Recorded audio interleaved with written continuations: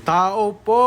Ito na nga mga kabukalbo. Pero bago ang lahat mga kabukalbo, gusto ko munang i-shout out itong gwapo kong kaklase na si Junrel Lot Chavez. Ayan, napakagwapo niyan mga kabukalbo. Salamat mate sa support. Thank you so much. At for today's video mga kabukalbo ay magluluto na naman tayo dahil alam ko pagod ka na. So back cooking show na naman tayo. Ang lulutuin ko ay itong talbos, isda, at syempre talbos ulit. Yan. Tapos talong at kamatis. Yan. So, murang ulan man ito mga kabukalbo ha. Yung talbos dyan is 10 piso. Tapos yung talong 20 din yung kamatis. Yung isda medyo mahal mga kabukalbo. Yan.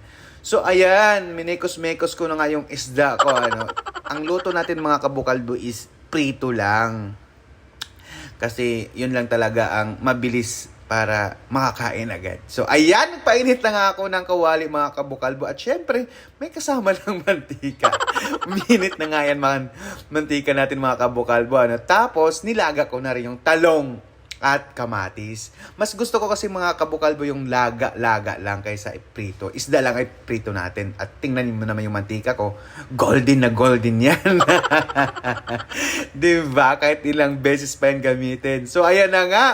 Nilagay ko na yung isda at kita mo naman yung mantika ko mga kabukalbo.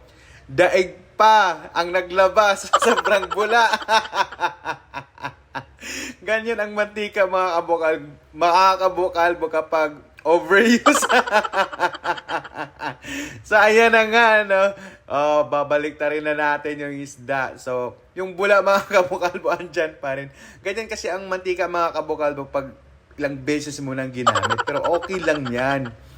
Kung kagaya kita na nag-uulit mang mantika, salute sa'yo. Saludo sa'yo. Oh, ayan na nga, kumulo na nga. Kasi yung mantika, mga kabukalbo, kailangan nating ulitin kasi sobrang mahal. Ikaw ba, hindi ka ba nag-uulit? Di nga, gusto mo ipitin kita eh. Kung hindi ka nag-uulit ng mantika eh. Yung totoo. Hindi ba? So, ayan na nga, next nating lulutuin itong oh my God, nakita niyo yun? Talbos. Ganon, itapon. Parang na nga akong kambing nito mga kabukalbo. Kakakain ng talbos. I love talbos ng kamote mga kabukalbo. 10 piso lang yan mga kabukalbo. Pero tingnan mo naman parang ang dami, di ba? So, ito na. Luto na mga kabukalbo. Talong, nilagang talong, kamatis. Tapos, ito yung isda, Gigi. Ayan. Tapos ito na yung 10 pisong talbos mga kabukalbo. Well, solved na yan. Tapos, syempre, yung sausawan natin mga kabukalbo. Charan! And of course, ang magbubuo niyan, lalo nagpapasarap dyan lahat mga kabukalbo, ay kape! Ayan, sa lapag nga ako kakain mga kabukalbo. Kaya, let's eat. Ay, wait lang, mag-pray muna pala tayo. Bait ng kabukalbo nyo, di ba? Let's eat na. So, kapag mga ganyang ulam, mga kabukalbo, sa hapag lang ako na kumakain. Sa hapag, nakasalagmak, gano'n.